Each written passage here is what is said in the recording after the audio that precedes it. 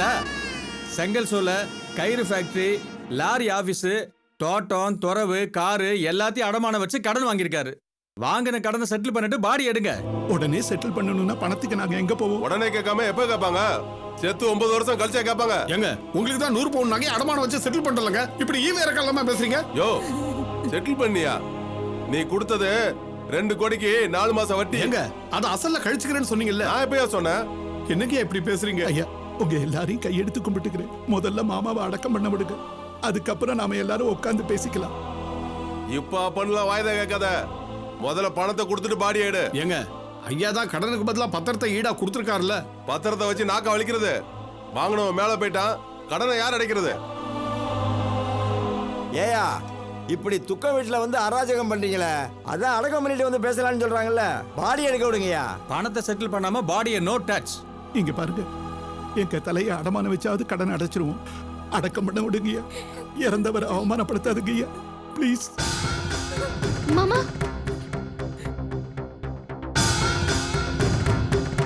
மாமா எல்லா கடனையும் செட்டில் பண்ணிடுங்க மாமா. அவ்வளவு பணத்துக்கு எங்கம்மா போறது? அப்பா சொத்துக்கு ஈடா தானே கடன் வாங்கியிருக்காரு. கடனுக்கு ஈடா அந்த சொத்தெல்லாம் கொடுத்துடலாம் மாமா. என்னம்மா சொல்ற? எல்லா சொத்தையும் கொடுத்துட்டு நீங்க என்னம்மா பண்ணுவீங்க? அது அப்புறம் பாத்துக்கலாம் மாமா. அப்பாவை எடுத்துட்டு போகும்போது யாரும் கடங்கார போறான்னு சொல்லிடக்கூடாது மாமா. கம்பீரமா வாழ்ந்தவரை கௌரவமா அடக்கம் பண்ணணும். சொத்தெல்லாம் கடனுக்கு ஈடா அவங்கள எடுத்துக்க சொல்லுங்க மாமா. நான் வந்து கையெழுத்து போட்டு தரேன். சத்யா,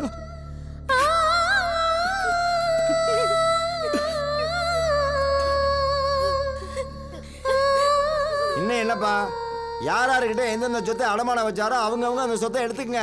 அந்த பொண்ணு தான் கையெழுத்து போட்டு தரேன்னு சொல்லுதுல. அடகு வச்சார். சரி, என்கிட்ட வெறும் பாண்ட் பேப்பரும் செக்கும் தான் கொடுத்துருக்காரு. 80 லட்சம் கடன் கொடுத்துருக்கேன். வட்டியோட சேர்த்து நேற்று தேதிக்கு 1 கோடியாவது. எனக்கு என்ன வழி சொல்லுங்க? ஏமா, இவருக்கு கொடுக்கறதுக்கு வேற ஏதாவது சொத்து பத்தி ஏதாவது இருக்காமா? எதுவும் இல்லைங்க, எல்லாத்தையும் கொடுத்தாச்சு. ஏதாவது நகை நட்டு இருக்காமா? இல்லைங்க. என்னங்க, எதுக்கு தனியா வர சொன்னீங்க? முகூர்த்தத்துக்கு நேரமாச்சுங்க. ஆகட்டும், நீ முதல்ல கழுத்துல போட்டுருக்கிற கவரி நகையை கேட்டு. என்னங்க, எதுக்கு? நீ கரெக்டா சொல்றேன். வேண்டாங்க, இது கவரிங்க நமக்கு தானே தெரியும். அட, சம்மந்திக்கு தெரியாதுல்ல. அவங்களுக்கு தெரியலன்னா என்ன? சபையில என் பொண்டாட்டி போலி நகையோட நிக்கிறதுல எனக்கு விருப்பம் இல்ல. இந்தா ஒரிஜினல் நகையாவே போட்டுக்க.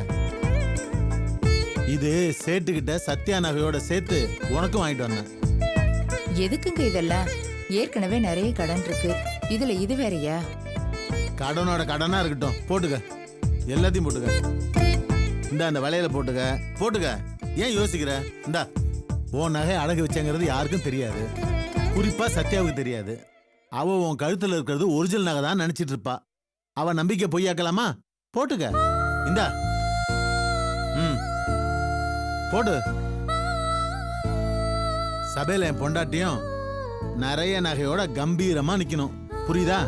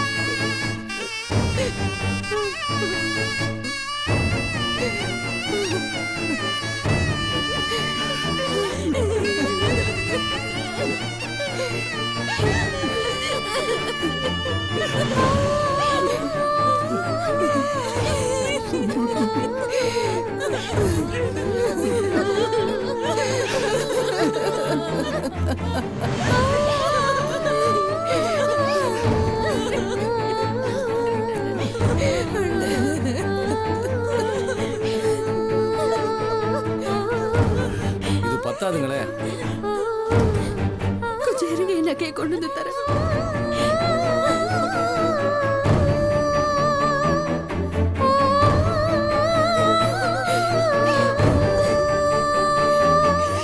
யாராருக்கு என்னென்ன சொத்தை எழுதி கொடுத்தாரோ அந்த சொத்தை அவங்கவுங்க எடுத்துக்கலாம். இனிமே நீங்க பாடி எடுத்துக்கலாம்.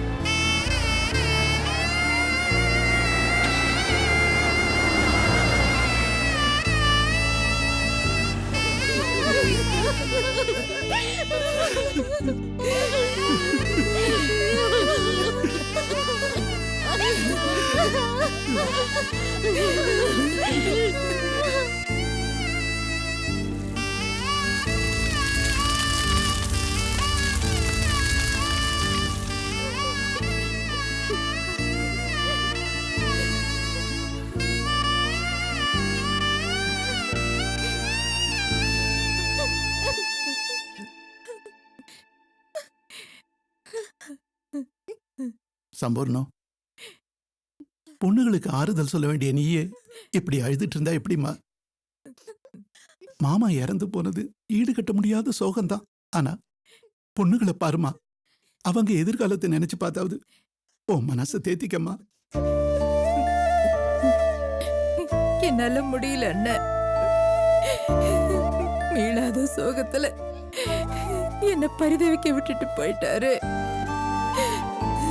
3 பொண்ணுங்களையும் வச்சுக்கிட்டு ஒத்த ஆளா நிற்கதியா நான் என்னென்ன பண்ணுவேன்?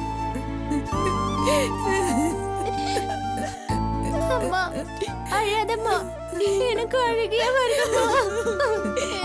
ப்ளீஸ்மா. சம்பூர்ணம், நீ அழுது அவங்களையும் அழ வைக்கிறியம்மா. முதல்ல பொண்ணுகளுக்கு ஆறுதல் சொல்லு. அவங்க அழக்கூடாதுமா. அழாதீங்கடி. நீங்க எல்லாம் அழுதா உங்க அப்பா தாங்க மாட்டாரு.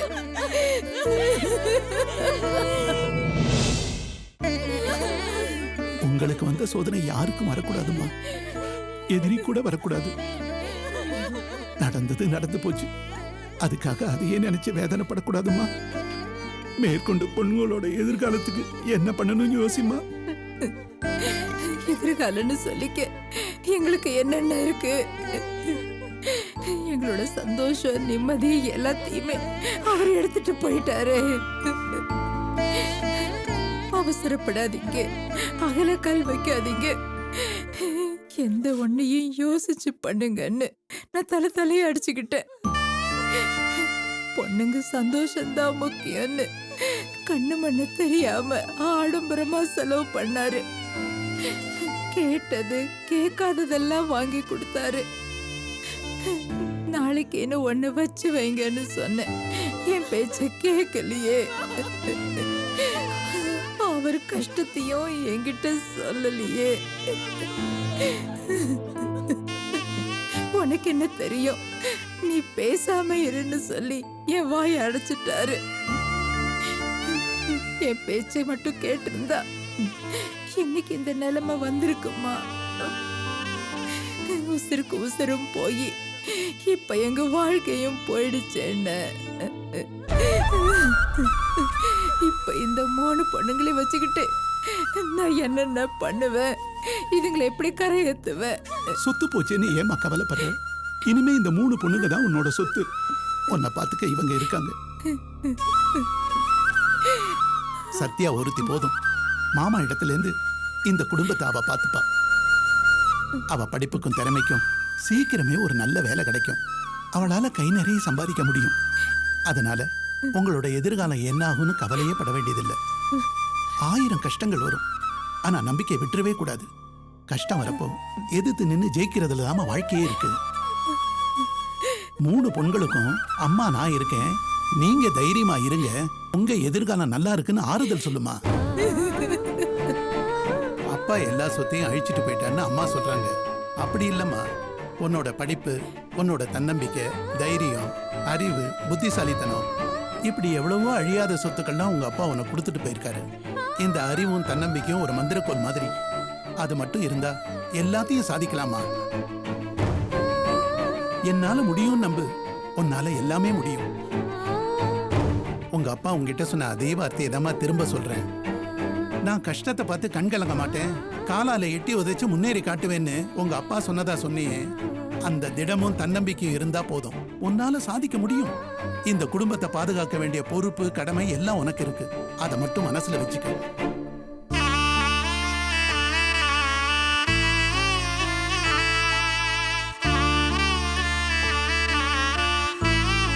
வா முருகேசா.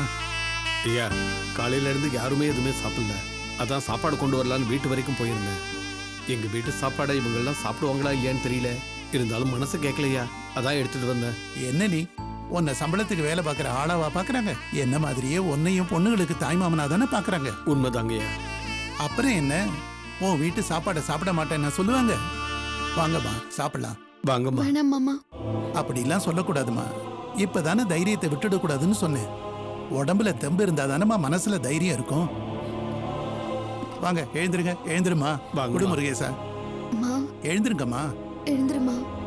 வாங்க. அம்மா வாமா சாப்பிடலாம். அம்மா வாமா. அம்மா வந்து சாப்பிடுங்கம்மா.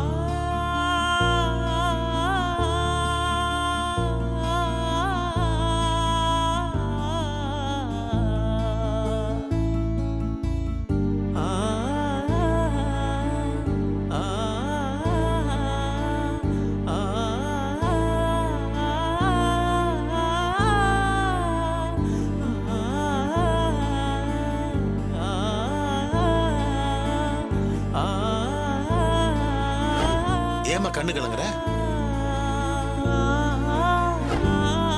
என் பொண்ணு கழுத எனக்கு தாங்காதுன்னு தெரியாது. கண்ணு தொடச்சுக்க.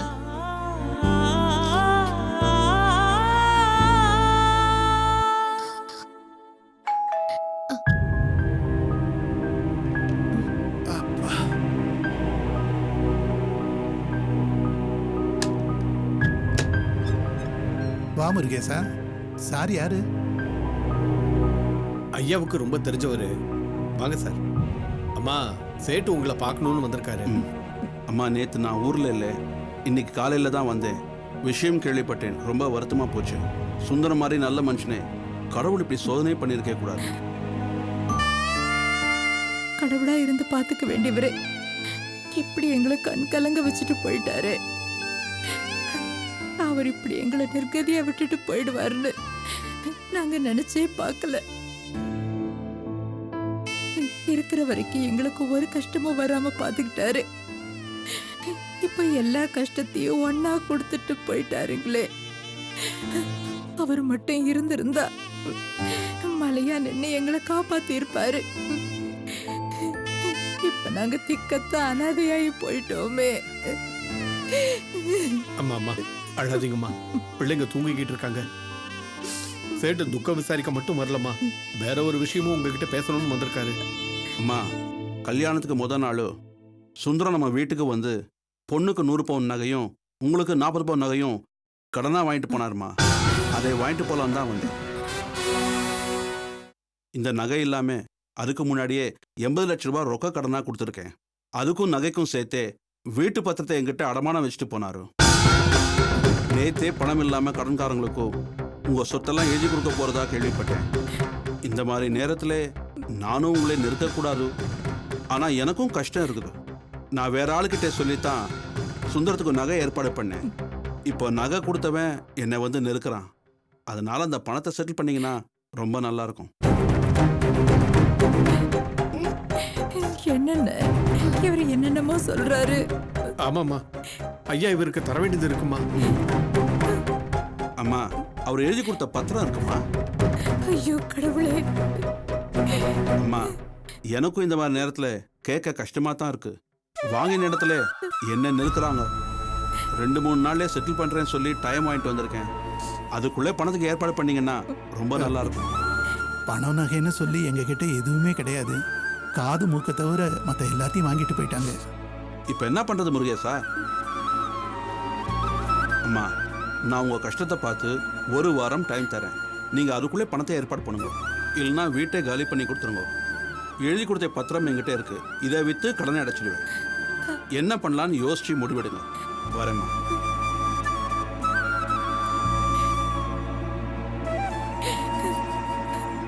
ஐயோ, இப்படி இடி மேல இடியா இறங்கிட்டு இருக்கு. அவ்வளவு பணத்துக்கு நாம எங்கன்னா போறது? அதாம்மா எனக்கும் புரியல. ஒரு வாரத்துக்குள்ள பணத்தை கொடுங்க, இல்லைன்னா வீட்டை காலி பண்ணுங்கன்னு சொல்லிட்டு போறாரு. எல்லாம் போனாலும் வீடு நிலமாவது மிச்சம் இருக்கே, அத வச்சாவது பொண்ணுங்களை கரையத்திலான்னு நினைச்சேன். அதுலயும் இப்ப மண்ணு விழுந்துரும் போல இருக்கே. அந்த மனுஷன் எங்க எல்லாரையும் நல்லா வாழ வைக்கணும்னு நினைச்சாரு. இது இப்படி ஆக்கிடுச்சு. அம்மா அம்மா அழாதீங்கம்மா. ஒரு வாரம் டைம் கொடுத்துருக்காருல்ல, எப்படியாவது ஏற்பாடு பண்ணிடலாமா? அது எப்படி முடியும்? கடன் வாங்கியா கடனை அடைக்க முடியும்? அப்படியே நம்ம வாங்குறதா இருந்தாலும் இந்த நிலைமையில நமக்கு யார் கடன் கொடுப்பாங்க? ஏதாவது செஞ்சுதான் ஆகணும். அதுக்காக அவர் கட்டின வீட்டை விட்டுட முடியுமா? விட்டுதாமா ஆகணும். வேற வழி இல்லம்மா. என்னடி சொல்ற? நாம இந்த வீட்டை விட்டு போயிடலாமா? சத்யா, போயிடலாமா? என்ன சத்யா பேசுற? யோசிச்சுதான் பேசுறியா? நல்லா யோசனை பண்ணிதான் மாமா சொல்றேன். நாம இனிமே இங்க இருக்க வேண்டாம், வீட்டை விட்டு போயிடலாம். என்னடி ஆச்சு உனக்கு? உங்க அப்பா உழைச்சு சம்பாதிச்சு கட்டின வீடு இது. இதை விட்டுட்டு போலான்னு சொல்ற. இது அவரோட ஞாபக சின்னண்டி. அதனாலதாம்மா சொல்றேன். இந்த வீட்டோட ஒவ்வொரு மூலை முடுக்கும் அப்பாவை ஞாபகப்படுத்திக்கிட்டே இருக்கும்மா. எங்க திரும்பினாலும் அப்பா இருக்கிற மாதிரியே தெரியுது. சத்யானு கூப்பிட்டு படியேறி வராரு. சம்பூர்ணு தண்ணி கொண்டு வந்து சோஃபால உட்கார்றாரு. அங்கதான் இருக்காரு, இங்கதான் இருக்காருன்னு நம்பி நம்பி மனசு ஏமாந்து போதுமா.